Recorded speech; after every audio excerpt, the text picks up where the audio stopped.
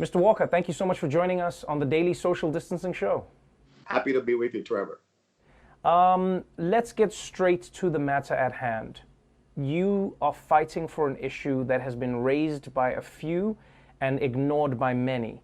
The issue of people who are locked up in prison right now and may be about to experience some of the worst effects of the coronavirus.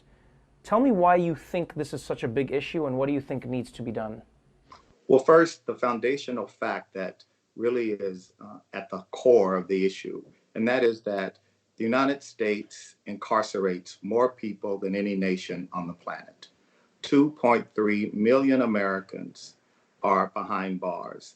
6.7 million Americans are ensnared in some way in the justice system.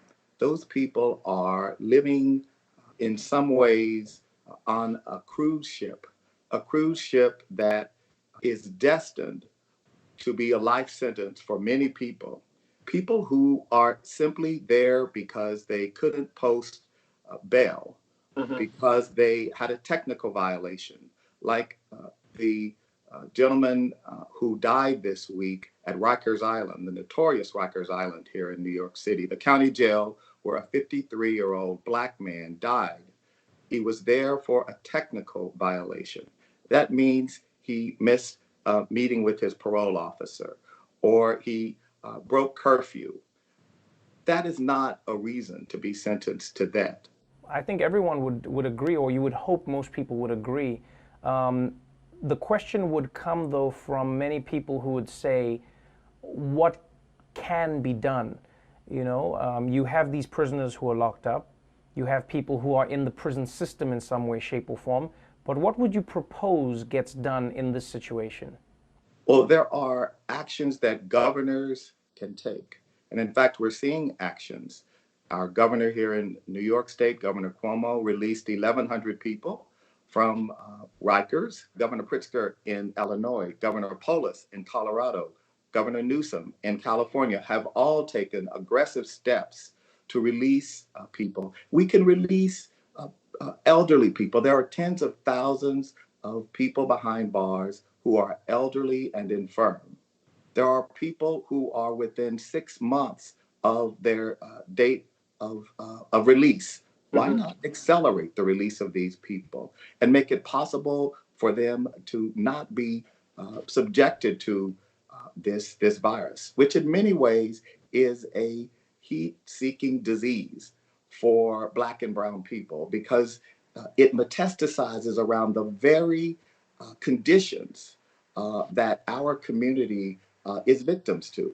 That is the condition of chronic disease, hypertension, asthma, high blood pressure, obesity. And this disease is like a heat seeking disease, that a virus that finds these populations and ultimately kills. Here's the question, to play devil's advocate, that many people would ask. They would say, I understand that you don't want anyone to die from this, but how do you convince the population at large that people who have been locked up for maybe committing a crime as opposed to a technical violation should be allowed out?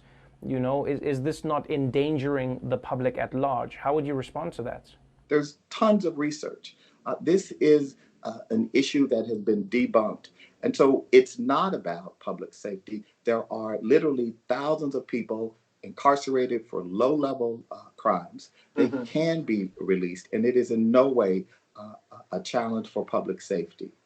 Obviously, this is an issue that is being amplified by the coronavirus, but it feels like the coronavirus is exposing issues that have long laid dormant or even alive within America itself.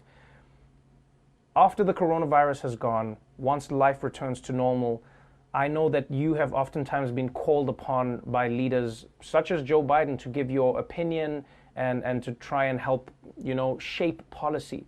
What do you think America needs to do moving forward to try and prevent the prison system from experiencing what it's experiencing today and what it was experiencing before the coronavirus hit? We simply need to look at our history. At the time of every crisis, and let's just look at Katrina. Katrina exposed the inequality in our society that is manifest in race and racism and America's racist history. We didn't learn the lessons there.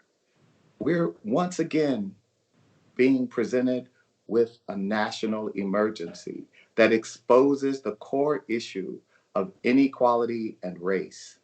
And the question is, are we going to learn the lesson this time? Let us not forget that philanthropy cannot take the place of government. All of the giving in this country combined in the aggregate in 1 year is less than the smallest government, federal government agency. And so while I am very proud and we should celebrate the generosity of Americans, we also need competent government. Competent government and generous philanthropy can do great things. Thank you so much for taking the time today. I'm hoping that your words are heard by the people in power, and we'll continue to get the message out. Thank you, Trevor. Thank you so much.